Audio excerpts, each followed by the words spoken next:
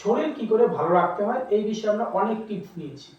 তো আজকে আমরা শুধু খাদ্যের দিকে নয়, খাওয়া দাওয়ার পরেও আমাদের কিছু অ্যাক্টিভিটি আছে শরীরকে ভালো রাখার জন্য, সে বিষয়ে গল্প করছি।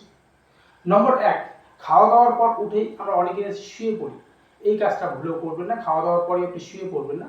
এতে আপনার হজম ক্রিয়া খারাপ হয়, প্লাস অ্যাসিডটা উপরে চলে আসে, অ্যাসিডিটির ভাব চলে আসে। নম্বর ২ কি, খাওয়া দাওয়ার পরেই আমরা ধূমপান করি। খাওয়া দাওয়ার পরপরই ধূমপানটা বন্ধ করুন। এই ধূমপানের ধোঁয়া আপনার খাদ্যের সঙ্গে মিশে আপনার শরীরকে খারাপ করার জন্য যথেষ্ট।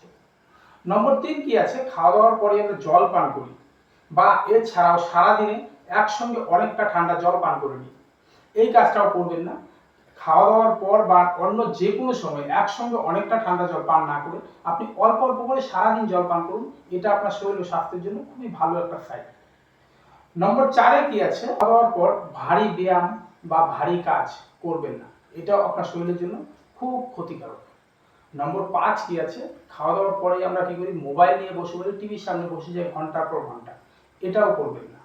খাওয়া দাওয়ার পর যদি সম্ভব হয় আপনি হালকা একটু হাঁটা চলার মধ্য দিয়ে থাকুন, আর না হলে আপনি বিছানায় পাটাকে সমান ভাঁজ করে একটা পদ্মাসনে বসে মেরুদণ্ডকে সোজা করে ৫ থেকে ৭ মিনিট বসুন। এতে আপনার হজম ক্রিয়া ভালো হবে, পেটের ভিতরে পায়খানাটা পরিষ্কার তৈরি হবে। আর আয়ুর্বেদে একটা কথাই আছে, পেট ভালো যায় সব ভালো যায়। তো নমস্কার, আমি নিউট্রিশনিস্ট ভবতোষ মণ্ডল আপনাদের সঙ্গে আছি বেটার দেন বেটার লাইফ জার্নিতে। আজকের দিনে ভিডিওটি দেখার জন্য আপনাকে অসংখ্য ধন্যবাদ।